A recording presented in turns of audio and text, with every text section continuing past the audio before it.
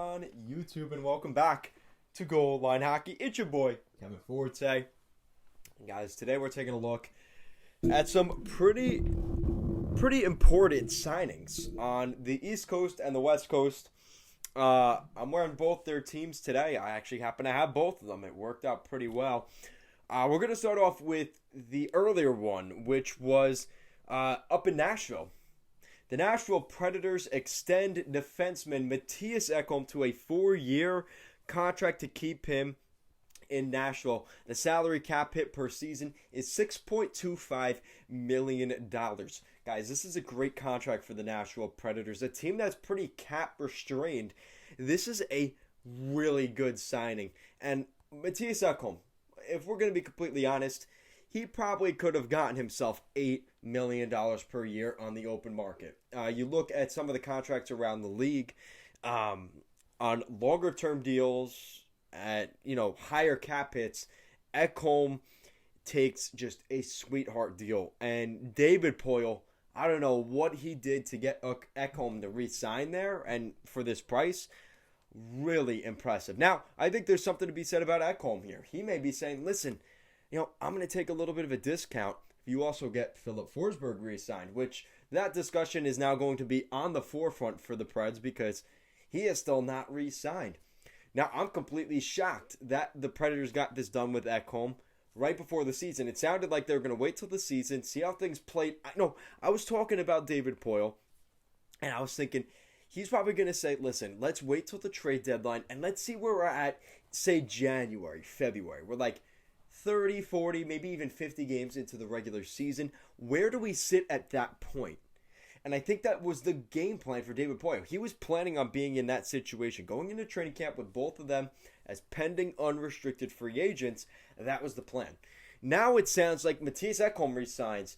Now, what do you do with Forsberg? I would assume they're going to try and extend him as quickly as possible for whatever he wants. Because now that you've kept both those guys long term, it's a 4-year deal for Ekholm. Maybe you try and get a 4-year deal for a guy like Philip Forsberg, who probably wants longer term. That's the problem there. This is just a great contract overall. I think Ekholm maybe does better on this deal because it is a shorter term deal. But still, you got to remember, like, Mattias Ekholm, I mean, guys, he's 31 years old. He's not old. He is fairly old considering the spot, but still, 31-year-old defenseman. He's kind of coming at the end of his prime at 6.25. Now, some people may sit here, maybe including myself, asking the question, is this maybe, it's only 6.25, right? But this is till he's going to be 36 years old, right? This contract doesn't kick in, remember, to next summer it begins. He'll be 32 in May, the end of May, starting next year. So by the time this contract gets officially, renewed and started next summer, 4 years plus this season, he'll be 36 years old at $6.5 million. Again, I think people like Mattias Ekholm at 6 right now, but I think on the back half of that contract, the first 2 years, I think I like Ekholm. I'm not sold on the last year, potentially even the last 2 years of that deal. I think that could become problematic down the road for David Poile and the Nashville Predators, but it could definitely be bought out. It's not like this super killer contract that's going to absolutely sink them. So if you want to look at it in a bright side, that's definitely one way to do it. And again, a former 4th-round pick back in 2009. The Nashville Predators have done a unbelievable job with a guy like Mattias Ekholm. He's been there for so long. He's been there since the 2011-2012 season. Just absolutely incredible. The road that Ekholm has been on. And here he is. He's still here 10 years later. Just unreal. I really haven't watched hockey with Ekholm not in Nashville at this point. I can't really remember that time when Ekholm wasn't there. So good stuff there for the Predators. Again, you're getting a defenseman. He's been putting up, the last full regular season, 46, 47 points.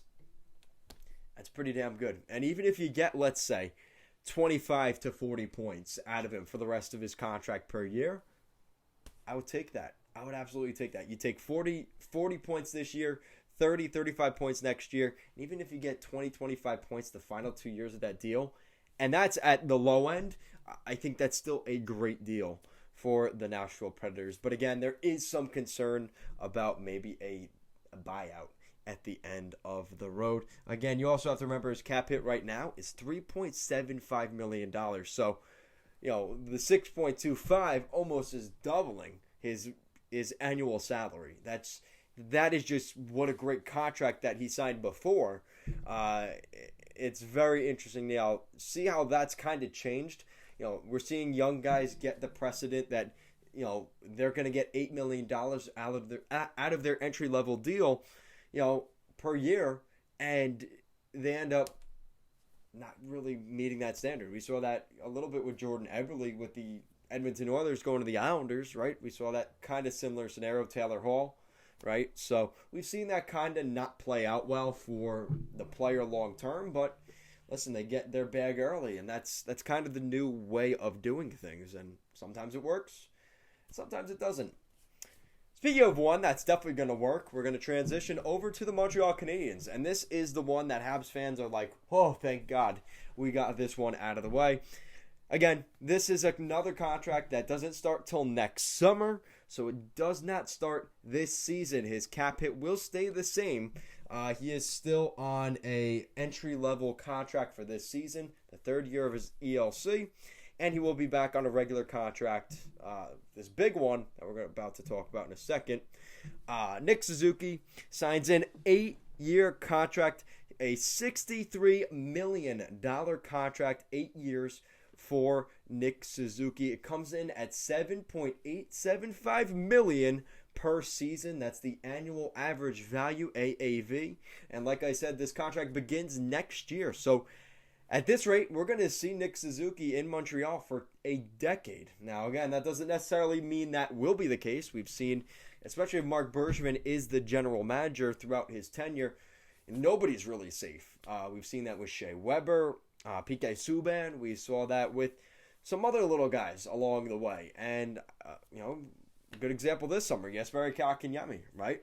So it's not for certain, but this is a great contract. At less than $8 million per year, Suzuki gets his 8-year extension. He gets the bag now. He's got the certainty. $63 million for Nick Suzuki, according to reporter Chris. Really nice to see that. And again, at 22 years old, he'll be 23. Will he be? No, so he'll be 22. He doesn't turn 23 till next August, so he'll be 22 years old next summer with a $63 million contract whacked right in the bank. $7.875 million in his account next year, as well as whatever signing bonus he may be taking on as well. This is just a great signing for the Habs, and you talk about two really great signings back-to-back. This is a value signing. This will take him till he's 30 years old, 31 years old, and right in his prime. And he could still get another nice 5, 6, maybe even 7-year contract from that point, depending on how the rest of the next 8 years goes in Montreal. But this is the Habs and Bergevin just locking up a really solid player at a really reasonable price. I mean, you look at guys around the league like Matt Barzal, Elias Pettersson, who signed 3-year deals at $6 million and $7.25 for Pettersson on a 3-year deal. Like, those are pretty high numbers considering it's a shorter term deal. Nick Suzuki still under 8 per year with an 8-year deal. I think that is Nick Suzuki saying, this is my contract. I want to be in Montreal. I want to be the number one guy. What better way to do that than inking a 8-year, $63 million contract? His first 3 seasons in Montreal, he had 41 points in his first season, 71 games. He had 26 points in 41 points. So he had 41 points back-to-back seasons. Again, this was a shortened season, though. It was a 56-game schedule this past season, so he did it in less games. And, again, he's played over 100 games in the NHL. And that's the only question. He hasn't even played 200 games yet, not even a full season yet, and you give him $63 million guaranteed for the next 8 years. You're definitely taking a risk there. And I think The Habs know what they're going to see from Nick Suzuki this year. He's going to have another great season, and that price is just going to go up. So the sooner that the Habs and Bergevin get it done, the better. And that's exactly the mentality. It works out for both sides. Suzuki gets his guarantee, as well as the Habs, making sure they know they have him in the fold. This was a guy that was drafted in 2017 by the Vegas Golden Knights, 13th overall, as a big piece of that Max Pacioretty trade that has not aged well, really, for the Golden Knights. Again, I know they were in that window. They still have Max Pacioretty in the top 6. But we know Nick Suzuki looks like he's going to be an absolute star in the NHL. And one of those guys that maybe the Golden Knights made an awful mistake with in their quest to win now and that tunnel vision of winning a Stanley Cup right away. It may have just costed them a really, really solid player. We're starting to see some interesting things in Vegas in terms of the development now 5 years in, talking about other Stanley Cup favorites and this and that. They traded Nick Suzuki. Cody Glass is no longer there. That was their first draft pick in the, I think it was 2018 draft. Or 2016 draft? 2016, I think it was. So, just a couple things that you're like, what were you thinking? And this Nick Suzuki deal kind of makes you look at that as well. So, guys, what do you think of these signings? What do you think it means for the long term of these teams? I think for both teams, it means very promising. I think for the Nashville Predators in particular, getting Matthias Ekholm re-signed, it doesn't guarantee Forsberg re-signs, but it sets the precedent that we are still in a window. We still think we can win, and let's be honest, this could also be a bad thing because maybe David Poile, and he's talked about it this summer, if he doesn't see anybody that can replace a guy like Matthias Ekholm in the lineup, then he's just going to re-up him. Did he already make that decision this early into the season? That may end up being the downfall of David Poile, or it could be what keeps him going there and going through this rebuild. And again, for Nick Suzuki, there's nothing you could say. Under $8 million per season and an 8-year deal, just beautiful work by the Habs and their ownership getting that deal done. So, guys, thank you so much for watching this video. If you like what we're doing here at Goal Line Hockey and want to see the latest news around the NHL, guys, make sure to give this video a big thumbs up and an even bigger subscribe down below. Guys, as always, thank you so much for watching this video, and I will see you again next time.